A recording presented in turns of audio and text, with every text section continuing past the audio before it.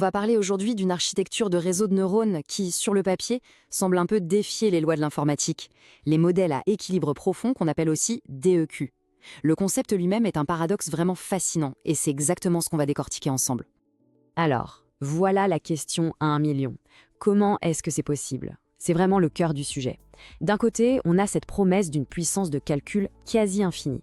Et de l'autre, la dure réalité de nos machines, une mémoire qui, elle, est bien finie. Ces deux idées ont l'air de s'exclure totalement. Et pourtant, c'est précisément ce paradoxe que les DEQ arrivent à résoudre, et de manière assez bluffante. Voilà le programme. On va commencer par voir pourquoi la profondeur en intelligence artificielle, c'est à la fois une quête et un énorme obstacle. Ensuite, on plongera dans le fameux paradigme de l'équilibre. On verra concrètement comment ces modèles fonctionnent, où est-ce qu'ils brillent déjà. Et pour finir, on regardera un peu les défis et l'avenir de cette technologie. Allez, on commence par le commencement. L'approche qui a dominé le deep learning pendant des années, c'est cette idée assez simple. Pour avoir de meilleurs résultats, il suffit d'ajouter plus de couches, toujours plus. Et il faut être honnête, cette approche un peu force brute a été incroyablement efficace. Chaque nouvelle couche apprend des caractéristiques un peu plus complexes, un peu plus abstraites que la précédente. Et ça marche. Enfin, ça marche jusqu'à un certain point.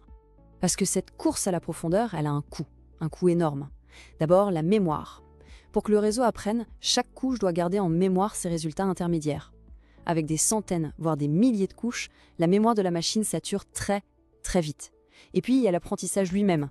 Pour s'améliorer, le réseau envoie un signal d'erreur vers l'arrière, c'est le fameux gradient. Dans un réseau trop profond, ce signal peut devenir tellement faible qu'il s'évanouit, ou au contraire tellement fort qu'il explose.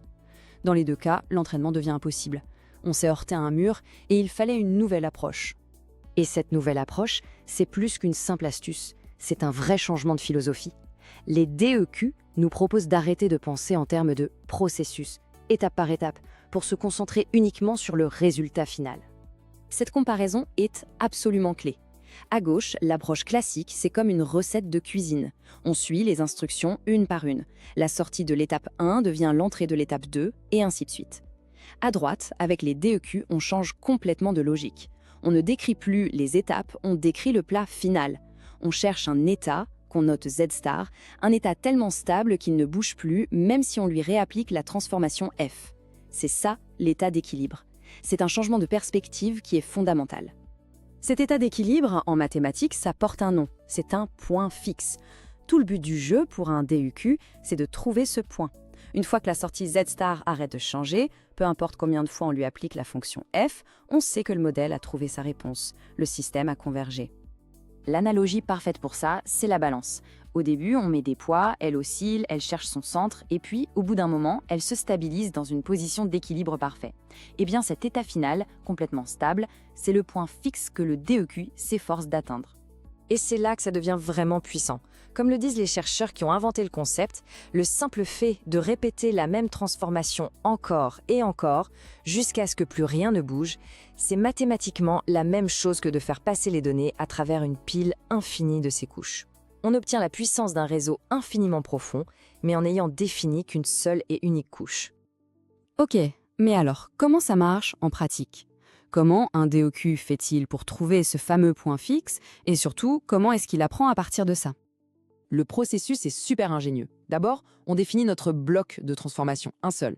Ensuite, pour calculer la sortie du modèle, ce qu'on appelle la passe avant, on n'empile rien du tout. On utilise ce qu'on appelle un solver, un algorithme de recherche intelligent, qui va trouver directement le point d'équilibre Z star. Et enfin, pour l'apprentissage, la passe arrière, il y a une astuce mathématique géniale qui permet de calculer la correction d'erreur directement à partir de ce point d'équilibre.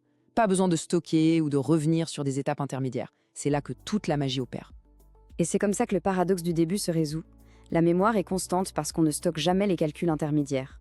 C'est un peu comme si on réutilisait le même tableau blanc pour faire une infinité de calculs en effaçant à chaque fois. L'apprentissage, lui aussi, est beaucoup plus malin.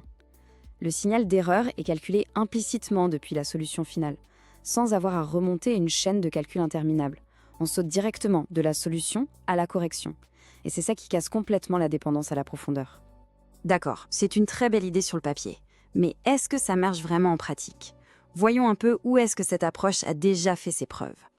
L'évolution a été vraiment fulgurante. Le concept est né en 2019. À peine un an plus tard, en 2020, il était déjà adapté à la vision par ordinateur. En 2021, on a trouvé des techniques pour le rendre plus stable. Et tout récemment, en 2024, le même paradigme a été appliqué à l'informatique quantique, ce qui prouve que l'idée est pertinente bien au-delà de son domaine d'origine. Et les résultats, ils sont bien concrets. Là, on voit des images qui ont été générées par un 2EQ.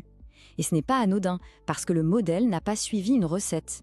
Il a trouvé un point d'équilibre dans un espace de possibilités gigantesque, un point qui correspond à une image cohérente d'un vélo ou d'un château. Ça montre une capacité vraiment impressionnante à gérer des tâches très complexes et même créatives. Le champ d'application est déjà très vaste. En traitement du langage, il commence à être vu comme une alternative sérieuse aux fameux Transformers. En vision par ordinateur, ils obtiennent d'excellents résultats sur des benchmarks de référence. Ils sont aussi très forts pour analyser des séries temporelles irrégulières. Imaginez des dossiers médicaux par exemple, où les données arrivent de façon un peu chaotique. Et bien sûr, comme on l'a vu, ils ouvrent des portes fascinantes en informatique quantique. Évidemment, comme pour toute technologie qui émerge, les DOQ ne sont pas une solution miracle.